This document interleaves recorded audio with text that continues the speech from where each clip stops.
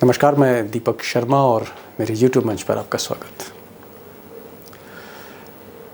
दोस्तों, अक्सर देखा गया है कि मोदी जी कई मामलों में, कई फैसलों में एक अजीब सा सस्पेंस क्रिएट कर देते हैं और फिर कई दिनों तक वो चाहे मोदी जी के सरकार के मंत्री हों या उनके पार्टी के प्रवक्ता हों या फिर गोदी मीडिया हो या फिर विपक्ष हो, लोग सवाल करने लगते हैं कि आखिर मोदी जी करने क्या जा रहे हैं, मोदी जी कौन सा हिमालय तोड़ने जा रहे हैं। और इस बार उन्होंने जो ऐलान किया है 18 सितंबर को लेकर, उस पर भी एक बड़ा जबरदस्त सस्पेंस क्रिएट कर रखा है। कुछ लोग कह रहे हैं कि इंडिया का नाम ही बदल देंगे, कुछ लोग कह रहे हैं कि सारे देश में चुनाव एक साथ करा देंगे। सस्पेंस है, लेकिन आज मैं इसी सस्पेंस की परतें खोलने जा रहा हूँ, एक एक करके, मैं और मेरे एक्सपर्ट पैनल। और संकेत मिल रहे हैं इस तरह के कि कहीं ना कहीं ये जो विशेष सत्र जो संसद का बुलाया है G20 की मीटिंग खत्म होने के बाद 18 से 22 सितंबर तक, जो मोदी जी की नई बनाई हुई संसद में शुरू होगा। एक दिन पुरानी संसद में और बाकी दिन नई संसद में। इस संसद सत्र के बाद मोदी जी चुनाव जल्दी कराने जा रहे हैं। और ये चुनाव इसलिए जल्दी कराने जा रहे हैं क्योंकि मोदी जी को कहीं ना कहीं जो फीडबैक मिल रहा है देश से, उनके पक्ष में नहीं जा रहा। अब जानकारों का कहना है कि ये जो विशेष सत्र 18 से 22 सितंबर तक हो रहा है, इसके बाद बहुत हद तक मोदी जी लोकसभा भंग कर दें और जो चुनाव, लोकसभा के जो चुनाव मई 2024 में होने, वो शायद 6 महीने पहले करा लिए जाएं, दिसंबर में, जनवरी में। और ये बात मैं नहीं कह रहा, इसका इशारा आज यहाँ मोदी जी के election commissioner, chief election commissioner ने आज इशारा किया राजीव कुमार ने। राजीव कुमार भोपाल में थे और भोपाल में एक सवाल के जवाब में उन्होंने कहा कि हम अर्ली इलेक्शन कराने के लिए तैयार हैं। और अगर इलेक्शन 6 महीने पहले भी होते हैं, 6 months अर्लियर, 6 महीने पहले, तो भी इलेक्शन कमीशन तैयार है। उन्होंने कहा है our work is to deliver the elections before time. हमारा काम है वक्त से पहले हम इलेक्शन डिलीवर कर दें, कराते हैं। जी हाँ, चीफ इलेक्शन कमिश्नर कह रहे हैं चुनाव जल्दी करा सकते हैं वो। तो जो सबसे बड़ा सवाल है, the big question of the day है, वो ये है कि ये जो विशेष सत्र है यहाँ जो होने जा रहा है, कहीं ये मोदी जी का आखिरी सत्र ना हो जाए। क्योंकि अगर दिसंबर में 5 राज्यों के साथ, जी हाँ, जो 5 राज्य हैं, तेलंगाना, मिजोरम, छत्तीसगढ़, मध्य प्रदेश, राजस्थान, ये जो 5 राज्य हैं, इसके साथ जो मोदी जी चुनाव कराना चाहते हैं लोकसभा का, खुदा ना खास्ता अगर वो हार गए और तीसरी बार शपथ नहीं ले पाए, तो ये जो विशेष सत्र है, कहीं ऐसा ना हो कि मोदी जी के करियर का आखिरी सत्र हो जाए। आपका पूरा ध्यान मायावती जी के हाथी पे है और वो सूंड पे है जो नमस्ते करेगा। मैं उस हाथी के पैर की तरफ देख रहा हूं, या नरेंद्र मोदी के अगली बार आने के अरमान कुचलते हुए नजर आते हैं मुझे। और यदि मायावती जी ने शिफ्ट मार लिया इंडिया की तरफ, तो भूल जाइए, ये आखिरी सत्र ही है फिर सरकार का। अब हालांकि मोदी जी ने मन बना लिया है, लेकिन मोदी जी के जो चाणक्य हैं अमित शाह, ये अभी भी तैयार नहीं है। अमित शाह को लगता है कि ये जो विपक्ष है, पहले इसको तोड़ा जाए, सीबीआई की मदद से, ईडी की मदद से। ये जो विपक्ष है, इसको छितर बितर किया जाए। इसमें जो 28 दल हैं, इसी में तोड़ फोड़ की जाए। अगर विपक्ष को बिखेर देते हैं अमित शाह, तो जो 63% वोट शेयर है वो भी बिखर जाएगा। ये अमित शाह की प्लानिंग है। और मोदी चाहते हैं कि 10 महीने का इंतज़ार कहीं बहुत ज़्यादा भारी ना पड़ जाए, क्योंकि बीच में 5 राज्यों के चुनाव हैं। तो सवाल यह है कि मोदी जी चुनाव जल्दी कराना क्यों चाहते हैं। मैं कोशिश करता हूं आपको समझाने की। नंबर 1 रीज़न जो मोदी जी चाहते हैं और अमित शाह नहीं चाहते, मोदी जी इसलिए चाहते हैं क्योंकि उनके पास जो फीडबैक आ रहा है 5 राज्यों का, जो मैंने आपको गिनाया, तेलंगाना, मिजोरम, छत्तीसगढ़, मध्य प्रदेश, राजस्थान, हर जगह से फीडबैक बीजेपी के लिए अच्छा नहीं है। मोदी जी के लिए अच्छी खबर किसी भी राज्य से नहीं आ रही। 3 राज्यों में हार की स्थिति का सामना कर रही है बीजेपी, जैसे तेलंगाना है, छत्तीसगढ़ है और मिजोरम है।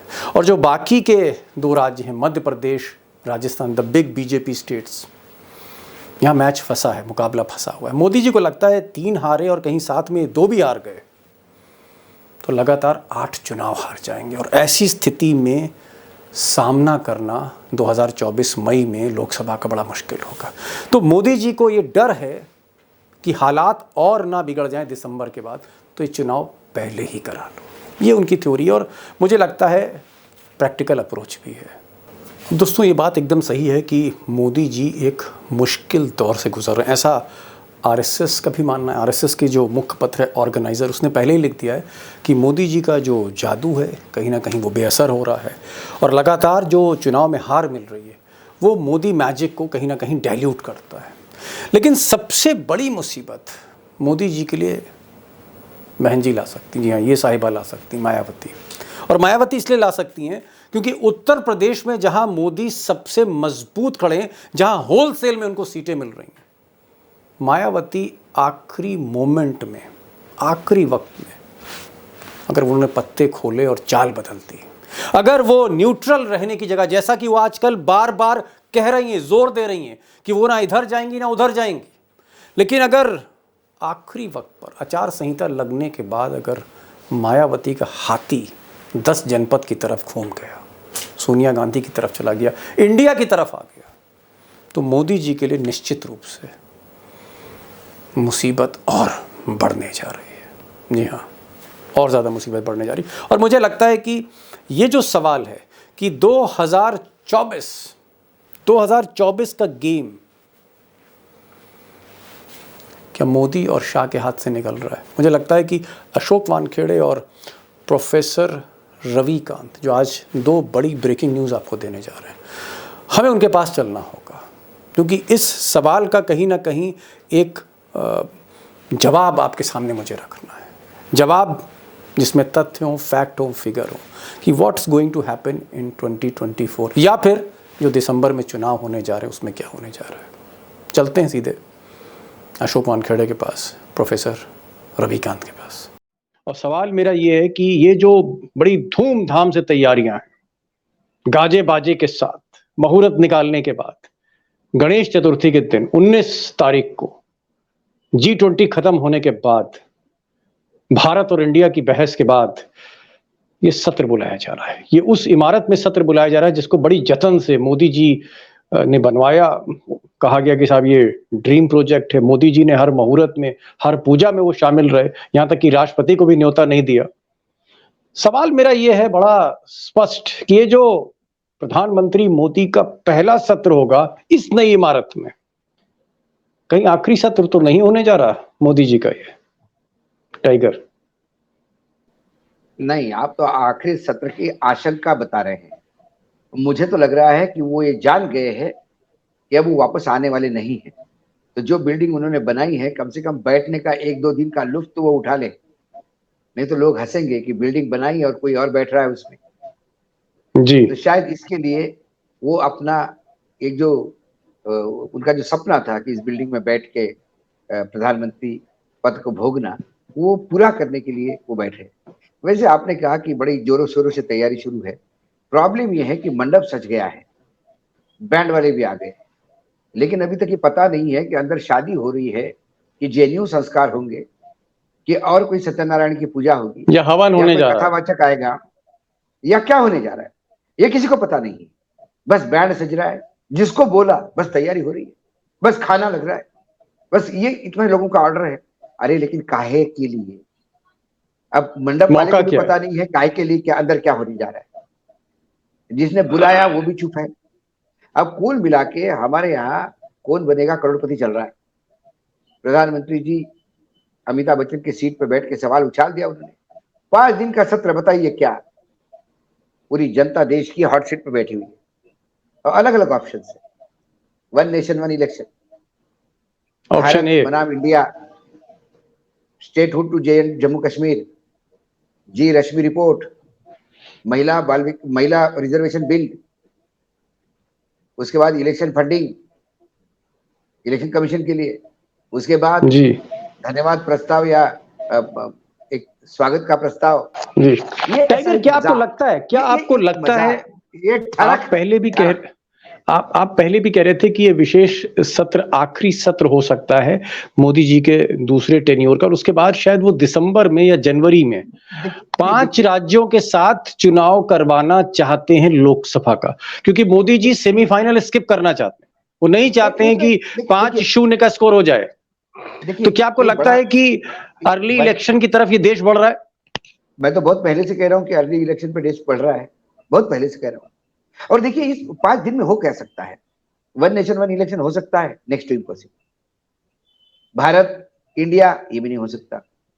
महिला रिजर्वेशन, इसके लिए बहुत चर्चा होगी। दूसरी बात, लगातार हम देख रहे हैं, लगातार हम लोगों से फीडबैक ले रहे हैं, इन 5 राज्यों में दीपक भाई मान लीजिए मेरी बात, भाजपा की स्थिति बहुत ही दयनीय है, बहुत ही दयनीय है। टाइगर, मैं आ रहा हूं, आपके पास आ रहा हूं मैं प्रोफेसर रविकांत जी के पास जाऊंगा। प्रोफेसर साहब, आप विपक्ष की गतिविधियां भी देख रहे हैं और मोदी जी की राजनीति भी देख रहे हैं। ये जो जल्दी चुनाव, जैसा कि टाइगर कह रहे हैं कि सारी कोशिश ये कि चुनाव जल्दी करा लो, तो क्या इंडिया से इतना डर है? राहुल गांधी और उनकी जो ये नई टीम बन रही है जिसमें 28 पार्टियों के नेता हैं, क्या इतना डर है? ये इंडिया इतना सता रहा है कि कहीं वो भारत कर देते हैं इंडिया को, कहीं पर वो एक देश एक चुनाव की बात करते हैं, और कहीं चुनाव ही पहले करा लेते हैं। इसके पीछे आपको क्या लगता है कि इंडिया को क्या वो मौका नहीं देना चाहते? वो चाहते हैं कि जल्दी चुनाव हो तो इंडिया एडजस्ट ना हो पाए, इंडिया के अंदर जो एक सिंक्रोनाइजेशन आना चाहिए वो तालमेल ना बैठाएं, उससे पहले हम चुनाव कर दें। दुश्मन का खेमा अभी संभल ही रहा हो कि हम चुनाव कर दें। क्या लगता है आपको, स्ट्रेटजी क्या लगती है? देखिए दीपक जी, नरेंद्र मोदी इस समय सारे घोड़े खोलने पर उतारू हैं। सब तरफ से नैरेटिव चेंज किया जाए। अब ये क्या है, president of Bharat, prime minister of Bharat, ये सब जानते हैं कि आप संविधान के साथ खिलवाड़ कर रहे हैं, आप बाबा साहब अम्बेडकर का अपमान कर रहे हैं। लेकिन नैरेटिव चेंज करने की जो बेताबी है वो इस बात को साबित करती है कि नरेंद्र मोदी इस समय बौखलाए हुए हैं और भयभीत हैं, और वो भयभीत होने के वाजिब कारण भी हैं। एक, जिसकी तरफ अभी वानखेड़े जी ने इशारा किया, एक डेफिनेटली ये कारण है कि ये जो 5 राज्यों का चुनाव है इसके नतीजों को झेलने की स्थिति में मोदी जी कतई नहीं है। जो बिल्कुल संभावित दिखाई पड़ रहे हैं उसमें हम आशंका भी व्यक्त नहीं करें, वो सामने दिख रहे हैं कि क्या होने जा रहा है। और इसे मैं दूसरा सेमीफाइनल कहता हूं। पहला सेमीफाइनल था कर्नाटक का पहला सेमीफाइनल, जिसमें मोदी जी ने अब 10-11 दिन कर्नाटक को रौंद डाला था, लेकिन बावजूद इसके वो बाजी उनके हाथ से निकल गई। और उसके बाद ऑर्गेनाइजर का वो आर्टिकल जिसमें सीधे तौर पर कहा गया कि हिंदुत्व और नरेंद्र मोदी के चेहरे की बदौलत अब हम चुनाव नहीं जीत सकते, वहां से वो डाउनफॉल शुरू हुआ। लेकिन डर थोड़ा और पहले से था। एक्चुअली राहुल गांधी की जो भारत जोड़ो यात्रा है, जिसके बारे में शायद नरेंद्र मोदी भी नहीं भांप पाए थे कि वो कितना असर डालेगी, लेकिन उस यात्रा ने जिस तरह से राहुल गांधी की लोकप्रियता को लगातार बढ़ाया, और राहुल गांधी वहीं रुके नहीं, वो कश्मीर से फिर लद्दाख भी जाते हैं मोटरसाइकिल पर, और वहां से फिर किसानों के बीच में भी वो कभी सब्जी मंडी भी पहुंचते हैं, कहीं मिस्त्री के यहां भी पहुंचते हैं, और उनको अपने घर बुलाते हैं। तो ये यात्रा रुकी नहीं। डॉक्टर साहब, आप ये तो नहीं है कहीं इशारा कर रहे हैं कि राहुल गांधी जो अक्टूबर में भारत जोड़ो यात्रा पार्ट 2 करने जा रहे हैं, और पार्ट 2 बड़ी क्रूशल है क्योंकि मध्य प्रदेश, उत्तर प्रदेश ये सब जाएगी वो। तो क्या आपको लगता है, क्या मोदी जी इस यात्रा को भी कहीं ना कहीं इसको क्रश करना चाहते हैं, टाइम ही ना दो राहुल गांधी को, ऐसा भी लग रहा है? बिल्कुल। क्या फीडबैक है आपका? फीडबैक क्या है? डेफिनेटली, दरअसल वो जो यात्रा थी वो आंधी थी, ये तूफान में तब्दील होगा। राहुल गांधी की लोकप्रियता जिस तरह से बढ़ रही है, आपने हजारों करोड़ रुपया खर्च किया उस व्यक्ति को पप्पू बनाने के लिए, लेकिन उसने एक यात्रा में आपका सारे पैसों पर पानी फेर दिया। आपको डॉक्टर साहब लगता है, क्योंकि आप तो सारे कैलकुलेशंस करते हैं, अगर 3 महीने की तैयारी का वक्त मिलता है, सपोज करिए दिसंबर जनवरी में चुनाव होते हैं, तो अब 3 महीना बचा है, 3 महीने में क्या राहुल गांधी पूरे देश भर में जाएंगे, यात्रा करेंगे, या यात्रा का कोई नया फॉर्मेट आएगा? ऐसा कोई चर्चा हो रही है कि पैदल ना चल के भाई कोई रथ बना लिया जाए अडवाणी जी की तरह, या फिर कोई साइकिल पे चले, मोटरसाइकिल पे चले, मतलब कुछ ऐसा विकल्प है क्या, आपको लगता है? देखिए दीपक जी, जब राहुल गांधी की वो भारत जोड़ो यात्रा चल रही थी पहली वाली, उस समय रामचरितमानस की एक चौपाई बार बार दोहराई जा रही थी कि रावण रथी बिरथ रघुबीरा। ये पैदल जो चलने वाला है वो संघर्षशील नौजवान है, जो इस देश को जोड़ना चाहता है, उनके दुख दर्द को बांटना चाहता है। राहुल गांधी रथ में नहीं चढ़ेंगे, और वो ऑप्शन शायद दिख रहा है। जब वो लद्दाख की यात्रा पर गए तो मोटरसाइकिल की वो यात्रा थी, वक्त कम है, इसलिए उस कम वक्त में राहुल गांधी मोटरसाइकिल पर यात्रा कर सकते हैं, और जहां शहर आएगा, जहां बस्ती आएगी, वहां पर वो पैदल चल सकते हैं। समझ गया डॉक्टर साहब, मैं आपकी बात समझ गया। आप ये कह रहे हैं कि थोड़ा सा गति देंगे, रफ्तार देंगे अपनी यात्रा को, यात्रा निकालेंगे, लेकिन उसको कट शॉर्ट कर देंगे, यानी जो काम पैदल चलते चलते उनको महीने भर में करना था, मोटरसाइकिल पे चलते चलते उस काम को वो 15 दिन में कर सकते हैं। टाइगर, आपको क्या लगता है कि मोटरसाइकिल का जो विकल्प सामने आ रहा है, कि मोटरसाइकिल से अगर चलें राहुल गांधी, तो शायद वो 3 महीने में अगर 20 दिन भी दे दें यात्रा को, तो एक इम्पैक्ट आ सकता है? क्योंकि पैदल तो मुश्किल है बहुत, 3 महीना लगेगा, तब तक तो मोदी जी सब ईवीएम के निकल जाएंगे आगे कहीं। नहीं नहीं नहीं, यदि राहुल गांधी मोटरसाइकिल पे जाते हैं तो ये मोटरसाइकिल मोदी जी ने थोपी है राहुल गांधी पे। राहुल गांधी पदयात्रा ही करना चाहते हैं, लेकिन आप डर के मारे यदि चुनाव प्रीपोन कर लेते हैं और आपको लगता है कि मैं दिसंबर में चुनाव करूं, तो राहुल गांधी चुनाव छोड़ के पदयात्रा तो नहीं करेंगे, और फिर मोटरसाइकिल से वो घूमेंगे। लेकिन कोई विकल्प नहीं उनके पास। राहुल गांधी तो मोटरसाइकिल पे घूमेंगे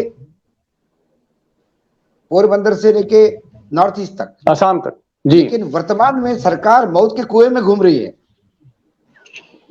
हाथ से निकल गई ये बाजी, स्पीड कम कर गया तो नीचे गिर जाएगी, और ज्यादा स्पीड बढ़ाए तो मौत के कुएं के बाहर पड़ जाएगी। असमंजस की स्थिति में है, इसलिए बौखलाहट गए हैं, इसलिए कभी क्या बोलते हैं, कभी क्या बोलते हैं, कभी किधर मोटरसाइकिल। एक रिएक्शन जरा मैं प्रोफेसर साहब से ले लूं। टाइगर कह रहे हैं कि भाई अगर राहुल गांधी की मोटरसाइकिल यात्रा सड़कों और गांव से गुजरेगी, तो मोदी जी की मोटरसाइकिल की यात्रा कुएं के अंदर चलेगी, जो हम मेलों में देखते हैं। वहां वो मेले के अंदर जो मोटरसाइकिल चलती है, तो उसका जो वो तो कहीं चक्कर घिन्नी की तरह चलती, बाहर निकलती नहीं है।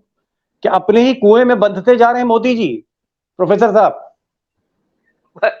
अपने कुएं में तो बंध ही गए हैं, बाहर निकलने का कोई रास्ता भी नहीं है कि स्पीड बढ़ा के निकल जाए, वो भी अब संभावना नहीं है। तो उनको उतना ही घूमना है, और चूके तो गए। तो मोदी जी वो थोड़ा सा बैलेंस बना रहे हैं कि कम से कम वो गति बनी रहे, चूकने की स्थिति ना आए। हो सकता है कि बच जाए, कोई दरवाजा कोई खिड़की कहीं से खुल जाए, लेकिन शायद राहुल गांधी इस मौका देने के लिए तैयार नहीं है। प्रोफेसर साहब, मैं आखिरी सवाल पे आऊंगा। एक बड़ा इंपॉर्टेंट सवाल मैं करना चाह रहा हूं टाइगर से। टाइगर, आप तो नागपुर की भाषा भी समझते हैं, नागपुर को पहचानते भी हैं, और जहां तक आरएसएस और बीजेपी है, उनकी जो केमिस्ट्री है उसको बहुत अच्छी तरह से आप समझते हैं। क्या आपको लगता है कि आज की स्थिति में बीजेपी की जो टॉप लीडरशिप है, अगर हम अमित शाह और मोदी जी को हटा दें, गुजरात पब्लिक को, जो बाकी जो लीडर्स हैं, उसमें मुख्यमंत्री भी हैं, उसमें कैबिनेट के कुछ 2-3 बड़े नेता हैं जैसे राजनाथ हैं, गडकरी हैं, या अगर हम कैबिनेट के बाहर जाएं तो उसमें रमन सिंह हैं, वसुंधरा राजे हैं, उसमें योगी आदित्यनाथ हैं, उसमें शिवराज सिंह चौहान, ये जो लीडरशिप है गुजरात लॉबी के अलावा, और ये जो आरएसएस है जिसमें दत्तात्रेय हाउस बोले नंबर 2 जनरल सेक्रेटरी आरएसएस के मोहन भागवत है, और भी कई, ये लोग क्या सोच रहे हैं मोदी जी को लेकर? कि क्या सूरज ढल रहा है? क्या दीपक की जो बाती है अब फड़फड़ाने लगी है, उसमें तेल डाला जाए? और ये तेल डालें या घी डालें तो कौन सा डालें? उनको क्या लग रहा है कि क्या ये मैच हाथ से निकल रहा है? मोदी को बदला जाए या मोदी पे एतबार किया जाए? जब ये सवाल आप मुझसे पूछ रहे हैं तो पूना में प्रतिनिधि मंडल की बैठक शुरू है संघ के, और ये सबसे बड़ी महत्वपूर्ण बैठक है, 2024 के चुनाव को लेकर बैठक है। यहाँ पे रायता समेटने का प्रयास किया जा रहा है। जो रायता फैलाया है मोदी जी ने, उसको समेटने का प्रयास किया जा रहा है। खासकर जो भारतीय जनता पार्टी के संगठन में जो मूलभूत बदलाव दिखाई देता है, ये जो बाहर के लोग आके भर दिया गए हैं अंदर, मात्र सत्ता बनाने के लिए जो आपने इधर से उधर सत्तांतरण करवाया है। आपने लोकसभा में, विधानसभा में नंबर गेम तो कर लिया, लेकिन पार्टी का बेसिक कैरेक्टर इससे हिल गया, कार्यकर्ता हिल गया। और इसी वजह से हर राज्य में दो बीजेपी है, एक बीजेपी नई, एक बीजेपी पुरानी। बीजेपी नई संघ के सामने सबसे बड़ा प्रश्न जो है अभी, कैडर को ये कैसा विश्वास दिलाया जाए कि वापस उन पे पार्टी मेहरबान होगी, बाहर वालों को हटाया जाए, ये कैसा? और इसका जुगाड़ किसी के पास नहीं। सवाल यह है कि मैं देख रहा हूं आजकल कि बिना किसी कारण, बिना किसी प्रोवोकेशन के बहन जी जो है मायावती रोज बयान दे रही है कि हम ना इंडिया में जाएंगे, हम ना भारत में जाएंगे, इंडिया भी ऐसा, भारत भी वैसा, मैं तो ना यहाँ जाऊंगी ना वहां जाऊंगी, हाथी सीधी चाल चलेगा, हाथी घोड़े की तरह जो है 2.5 गज नहीं चलेगा, इधर नहीं जाएगा उधर नहीं जाएगा, वगैरह वगैरह वगैरह। ये मुझे जो नाना नाना बहुत हो रहा है मायावती का, और मायावती जब नाना नाना बहुत करे, नो नो नो नो, तो फिर समझ लीजिए कि कहीं यस होने वाला है। आपको लगता है कि मायावती बीजेपी को गुड ह्यूमर में रख रही हैं? असली पत्ता वो तभी खोलेंगी जब ये इलेक्शन की डेट अनाउंस हो जाएंगी। आपको अभी भी उम्मीद है कि मायावती, उनका जो भतीजा है आकाश, आपको लगता है? क्योंकि कहीं ना कहीं सर्वाइवल का क्वेश्चन है बहन जी के लिए। दीपक जी, आज ही मेरी एक बीएसपी के पुराने लीडर से बात हुई है और उन्होंने मुझे आश्वस्त किया है कि जनवरी में सब कुछ तय होगा, माने हम डिक्लेयर हम करेंगे, लेकिन चीजें अंदर खाने सब कुछ हो चुकी हैं। उन्होंने कहा कि सब कुछ हो चुकी है, सारी चीजें तय हो चुकी है, इसलिए आप चिंता मत कीजिए। तो इसका मतलब है कि बहन जी जो कर रही हैं वो बीजेपी को गोला दे रही हैं। बहुत दिन तक बीजेपी ने उनको गोला दिया। हाँ, क्योंकि मैं इसलिए कह रहा हूं प्रोफेसर साहब, बिना कारण, मतलब उनसे कोई पूछ नहीं रहा, खुद ही कह रही कि हम ना इधर है ना उधर हैं। इसलिए मैंने कहा कि बहन जी जब ज्यादा ना करने लग जाएं तो समझ लीजिए कहीं वो हाँ करने वाली हैं, इसका मतलब।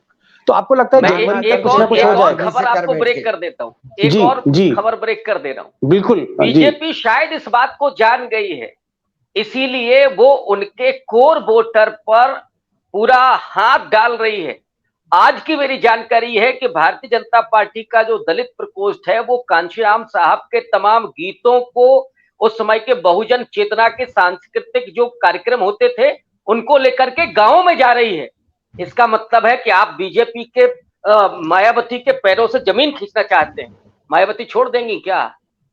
तो ये बाहर दोनों तरफ से चल रहा है, लेकिन वो अभी कुछ भी डिक्लेयर नहीं कर रही है, लेकिन चीजें अंदर खाने सब कुछ तय हो चुकी हैं। जी टाइगर, फाइनल कमेंट। बहुत बड़ी बात प्रोफेसर साहब ने कही, और क्योंकि प्रोफेसर साहब हैं, बहुत बारीक निगाह रखते हैं, और दलित मूवमेंट में तो मुझे लगता है कि आज की तारीख में प्रोफेसर रवि कांत को शायद ही मतलब कोई चुनौती दे पाए, जितनी जानकारी इनके पास रहती है, और शुरू से दलित मूवमेंट को पिछले 25-30 साल से वॉच कर रहे हैं। अगर जैसा ये ब्रेकिंग न्यूज दे रहे हैं कि मायावती आखिर में जनवरी में वो खेल कर सकती हैं, और बीजेपी को इसकी भनक लग गई, इसलिए वो उनके दलित वोट को अभी से छीनने की कोशिश कर रहा है।